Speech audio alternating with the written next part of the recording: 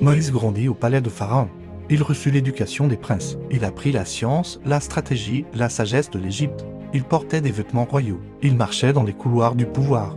Tout semblait parfait. Mais sous les habits d'Égyptiens battait un cœur hébreu. Il savait d'où il venait. Même si le palais était luxueux, son peuple souffrait. Même s'il mangeait à la table des puissants, ses frères travaillaient sous le fouet. Un jour, devenu adulte, Moïse sortit et observa les travaux forcés. Il vit un Égyptien frapper violemment un Hébreu. Quelque chose se brisa en lui. Il regarda autour de lui. Il vit la justice. Il vit la douleur. Il sentit la colère monter. Il frappa l'Égyptien et le cacha dans le sable. Moïse voulait défendre, mais il agissait par impulsion. Le lendemain, il vit deux Hébreux se disputer. Il tenta d'intervenir pour ramener la paix. Mais l'un des eux répondit, « Qui t'a établi chef et juge sur nous? Veux-tu me tuer comme tu as tué l'Égyptien ?» Ces paroles le frappèrent profondément. Moïse comprit que son acte était connu. Il comprit qu'il n'était ni pleinement égyptien, ni encore reconnu par les siens. Peu après, la nouvelle parvint aux oreilles de Pharaon.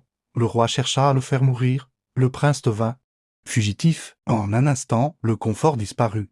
Le prestige s'effondra. Le palais se ferma derrière lui. Moïse s'enfuit vers le désert. Le désert était silencieux, immense, vide. Lui qui avait grandi dans le bruit du pouvoir se retrouva seul avec ses pensées. Mais ce que Moïse ignorait, c'est que Dieu utilise le désert pour former ses serviteurs. Ce n'était pas la fin de son histoire, c'était le début de sa transformation. Si ce message te parle, partage-le autour de toi. Abonne-toi pour ne pas manquer l'épisode 3.